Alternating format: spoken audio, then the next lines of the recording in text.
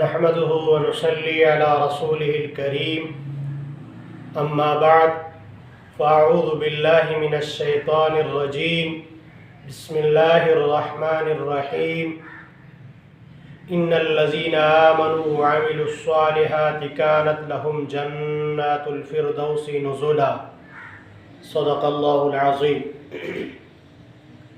میرے محترم دوستوں اور بھائیوں اور بزرگوں، آج میرے معروضات کا عنوان ہے کہ ہمارے عبادات میں وسعت اور کشادگی۔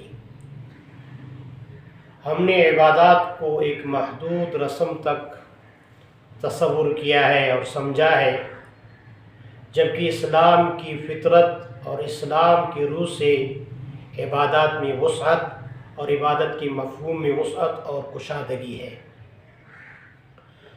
جہاں اللہ تعالیٰ نے ایمان کے ساتھ اعمال صالحہ کا ذکر کیا ہے، وہاں اس کے اجر اور ثواب کا بھی ذکر کیا ہے۔ جیسے کہ ایک عبادت نماز ہے، حکم ہے اللہ کا، جسے حقوق اللہ کہا جاتا ہے، اسی طرح انسانوں کی ضروریات کو پورا کرنا، وہ ضروریات کا تعلق دنیاوی ہو، وہ بھی عبادت شمار کیا جاتا ہے۔ قرآن کریم میں ایمان کے ساتھ اعمال صالحہ کا ذکر ہے۔ چنانچہ فرمایا ان الذین آمنوا وعملوا الصالحات کانت لہم جنات الفردوس نزلا۔ جن لوگوں نے ایمان لایا اور اچھے اعمال کیے، نیک اعمال کیے، ان کے لیے ہے باغات، اور ان باغات کی ٹھنڈی چھائیں ہوں گے، ان کے لیے مہمانی ہے جنت الفردوس میں۔ اور جن لوگوں نے عمل کیا فالذین آمنوا وعملوا الصالحات لہم مغفرۃ ورزق کریم، جنہوں نے اچھے اعمال کیا ان کے لیے مغفرت ہے اور عزت والی رزق ہے۔ اس سے معلوم ہوا کہ جو اچھے اعمال کرے، ایمان کے ساتھ نیک عمل کرے، ان کو اللہ تعالیٰ دنیا میں بھی عزت والا رزق عطا فرمائے گا۔ یہ ہو گیا اعمال کے حوالے سے۔ وعد اللہ الذین آمنوا وعملوا الصالحات منہم مغفرۃ واجرا عظیما۔ جنہوں نے اچھے اعمال کیے، نیک اعمال کے مومنین میں سے اللہ تعالیٰ نے ان کے ساتھ مغفرت کا اور اجر عظیم کا وعدہ کیا ہے۔ اسی طرح عبادات میں وسعت ہے۔ صرف یہ نہیں کہ آپ صرف روزہ، نماز، زکوٰۃ پر گزارا کریں، اسی طرح لوگوں کی ضروریات کو بھی پورا کرے، اس میں وسعت لائے، انسانوں کی ضروریات کو پورا کرے، مفلوق الحال مظلوم طبقہ کی پریشانیوں کو حل کرے اور ان کی مداوع کرے، ان کے حاجات کو، ضروریات کو پورا کرے۔ یہود کے بارے میں اللہ تعالیٰ یہود سے فرماتے ہیں نیکی یہ نہیں ہے کہ تم اپنے قبلے کی طرف منہ کر کے نماز پڑھو۔ یہود مغرب کی طرف اور نصارہ مشرق کی طرف اپنا رخ کر کے عبادت کرتے تھے، سمجھتے تھے ہمارے لیے اس میں مغفرت ہے۔ اللہ نے فرمایا نہیں، نیکی یہ نہیں ہے، بلکہ نیکی یہ ہے کہ اللہ پر ایمان لانا اور آخرت کے دن پر، ملائکہ پر، نبیوں پر اور قرآن پر، اور اسی طرح وہ مال جس سے تم محبت کرتے ہو، اس کو اللہ کی محبت میں خرچ کرنا، غریبوں پر، مسکینوں پر اور یتیموں پر، اسی طرح جو قرض دار ہے یا جو غلام ہے ان کو آزاد کرنا۔ اصل نیکی تو یہی ہے۔ اور پھر جو وعدہ تم کرتے ہو اس کو پورا کرنا، سختی اور مشکلات میں صبر کرنا، جنگ کے وقت، یہی لوگ سچے ہیں اور یہی پرہیزگار ہیں۔ لیس البر ان تولوا وجوہکم قبل المشرق والمغرب ولکن البر من آمن باللہ والیوم الآخر والملائکۃ والکتاب والنبیین۔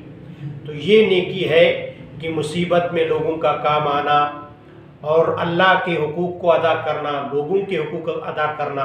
اس سے زیادہ عبادت میں وسعت اور کشادگی آتا ہے۔ جیسے کہ ایک حدیث میں اللہ تعالیٰ کے نبی صلی اللہ علیہ وسلم فرماتے ہیں الساعی علی الارملۃ والمساکین کالمجاہد فی سبیل اللہ۔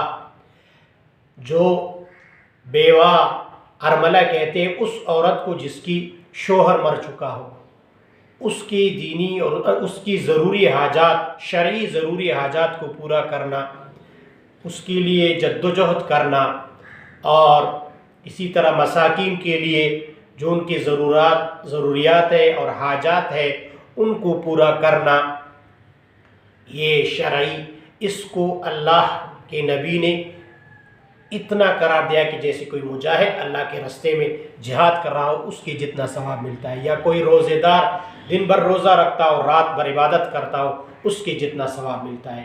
اب دیکھو، ایک دنیاوی ضرورت کو پورا کرنے کے لیے، ایک دنیاوی ضرورت، ایک انسان کی حاجت کو پورا کرنے کو اللہ تعالیٰ نے کتنی اس میں وسعت رکھی ہے کہ آپ اس کے مشکلات کو حل کریں اور اس کی مدد کریں۔ یہ اتنی اس کو عبادت قرار دیا ہے، اور یہ اللہ کے ہاں قابل قبول ہے، اس میں خلوص اور رضا الہی شامل ہو تو۔ اور اسی طرح نبی صلی اللہ علیہ وسلم نے صحابہ کرام سے فرمایا، میں آپ لوگوں کو ایک ایسی چیز کی خبر دوں جو نماز، روزہ، صدقہ سے بھی بہتر ہو۔ صحابہ نے کہا یا رسول اللہ ضرور۔ آپ صلی اللہ علیہ وسلم نے فرمایا لوگوں کے آپس میں صلح کرواؤ جو ایک دوسرے سے ناراض ہیں۔ اس کا یہ مطلب نہیں ہے کہ نماز اور زکوٰۃ اور روزہ کو چھوڑ دو، ان کے ساتھ ساتھ یہ عمل بھی کرو، یہ بہترین عمل ہے۔ تو اللہ کے حقوق کے ساتھ انسانوں کے حقوق کو ادا کرنا بھی یہ عبادات میں وسعت لا سکتا ہے، تو ہمیں یہ بھی کرنا چاہیے۔ اور اسی طرح آپ صلی اللہ علیہ وسلم نے فرمایا انا وکافل الیتیم فی الجنت ہاکذا، میں اور یتیم کو کفالت کرنے والا انسان اس طرح ہوں گے، جیسے شہادت کی انگلی کو کھڑا کیا اس کے درمیان والی انگلی، کہ اس طرح جنت میں ایک ساتھ ہوں گے۔ تو یہ دنیا کے اندر انسانوں کے حقوق ہے، یعنی انسانوں کے حقوق اور اللہ کے حقوق کو ادا کر کے ہم اپنے عبادت میں وسعت لا سکتے ہیں۔ تو ہم انسانوں کے حقوق اور اللہ کے حقوق کو ادا کریں گے، معاشرے کے مفلوق الحال طبقات کی خیال کریں گے، جیسے کہ اب یہ حالات ہے، ہمارے اوپر آفت آیا ہے، لوگ مشکلات میں گھرے ہوئے ہیں، تو یہ ہم ان کی مدد کریں رضا الہی کے لیے، یقیناً یہ بھی عبادت شمار ہوگا۔ اللہ تعالی ہمیں اپنی عبادات میں وسعت لانے کی توفیق عطا فرمائے۔ وآخر دعوانا ان الحمد للہ رب العالمین۔